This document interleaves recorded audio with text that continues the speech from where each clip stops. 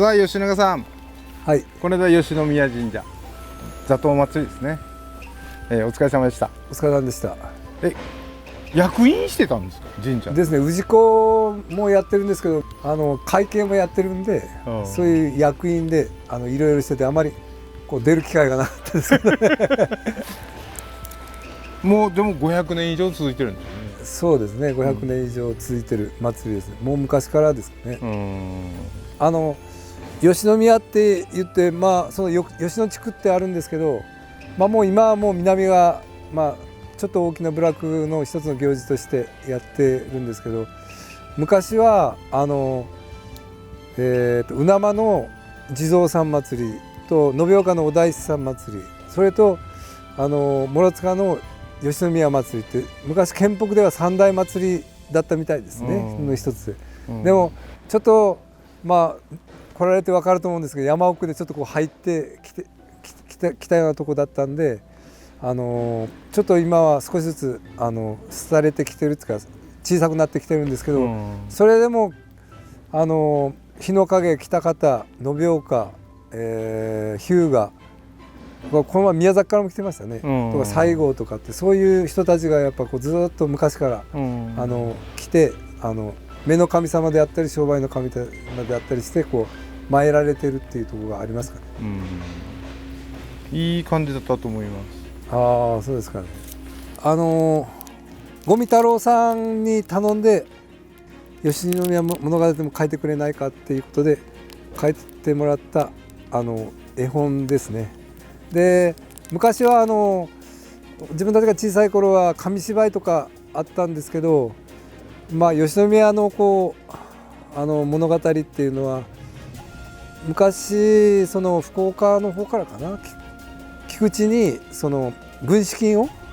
運ぶのに座頭さんがそれを持って延岡に一泊をして、そして越えて内当たりがちょうど峠になってるんですけど、吉宮を越えて、そしてその菊池にその軍資金を持っていこうとしてたんですよね。そしてその延岡の泊まり宿の人がその金を持っていることを知って後をつけてくるわけですね、ずっと。そしてちょうどこういう内当たりが一番山の中です。そこで切られるんですよ。でその切られたところがちょうど吉宮になって、その先にもう一つ敵孫八って言ってもう一人そういう連れて手を引いてサポートする敵孫八っていう人がいたんですけど、その人はもうちょっと先1キロか2キロ先の方で切られて、やっぱりそして他界したっていう。でそれでそれからその持ち帰った人は延岡の人はそれを機にこう事業を始めるんですけど、事業がものすごくうまくいくんですよね。でも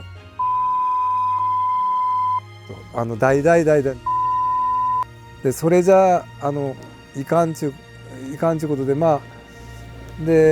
っちの人たちはそういうこうずっと琵琶がそれから殺されて琵琶がずっと鳴り響くわけですね。なんじゃろかいって言ったらその座頭さんが倒れてたっていう。で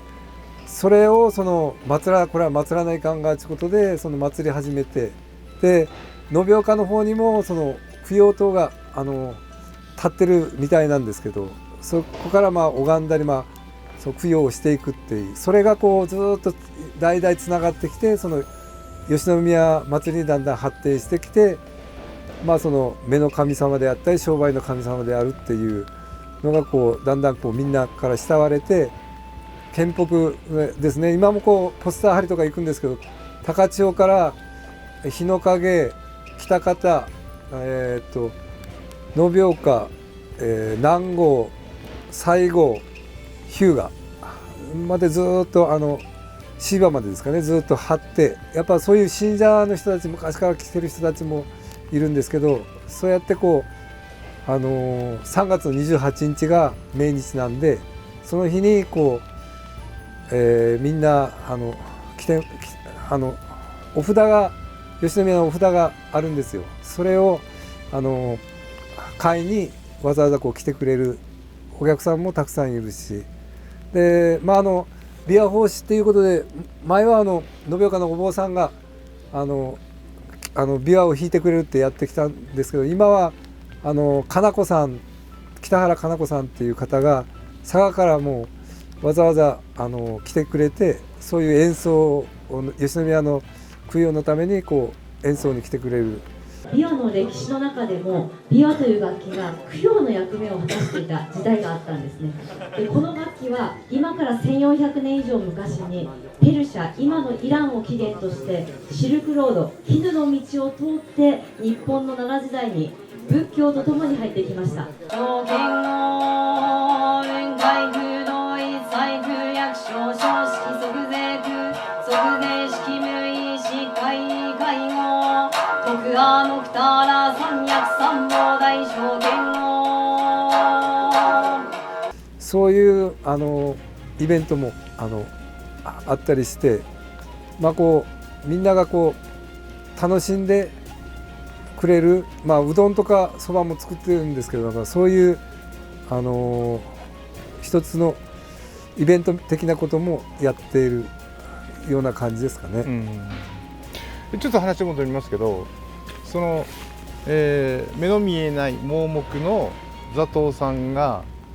いわゆる資金を持って峠越えをしようとした時に襲われたんですよね。はいはい、3日3晩琵琶が鳴ったっていうこう、それがその昔話で本当かどうかは分からないですけど、でも言い伝えられてるわけですよね。ずっと言い伝えられてるんですね。でそれでその北原さんの琵琶につながるわけです。はいはい、そうですかね。はいはい、琵琶がないと吉野宮ないというところまで、延岡のお坊さんが琵琶をやるっていうことで頼んだら来てくれるようになって、でその方がもう他界されて、あと北原さんがやってもう十何年ですからね、ずっとそういう演奏会もやりながらですよね。あれはまたこう、吉野宮神社のこう2ヘクタールぐらいずっとこう伐採をして、で一番はその展望を良くしようっていうことでやったんですけど、それを公園化にしようっていうことで千年の森作りっていうのをこう一つの目標にしてみんなで今こうやってるとこなんですけど、この前の28日第1回のイベントがあったんですけど、いろんなとこからいろんな子どもたちとかお客さんとかが来てくれて、で大体こういう山の中で植えるのは杉とかヒノキなんですけど、今回はその森を再生していこうっていうことで、その広葉樹を主に、で自分たちが植えて楽しめるような、そしてまた帰ってきて自分たちが植えたのをこう見に来れるような、そういう場所にしようということで、樹種もいろいろ考えてやってるとこですね。今回は合計で60本か70本ぐらいですかね。で来年が本格的な植栽になってくるんですけど、今回はそう手近くで自分たちがこうまた来て見れるようなところにこう植えてもらうような感じでやりましたね。これは山開きのペナントなんですけど、毎年諸塚が日本一早い山開きっていうことで諸塚山に登って、であけぼのつつじって言って、なかなかこう山の奥じゃないと見れないようなあけぼのつつじもうま具合にこう再現してるみたいなんですけど、そうやって山開きと一緒にこのテナントがもらえるように諸塚でも大きなイベントで、この前が確か40周年記念だったんですかね。300人か400人ぐらいのお客さんが来られたみたいで、でいろいろ特産品の売店とかコーヒーとかをなんか販売したって言ってたんですけど、結構お客さんが来てたみたいですね。楽しみですね、それもね。はい、前の日から泊泊まりがけで、まあ、おー民泊か、まあ、近くの人たちのところに泊まって来る人たちもいますかね。うん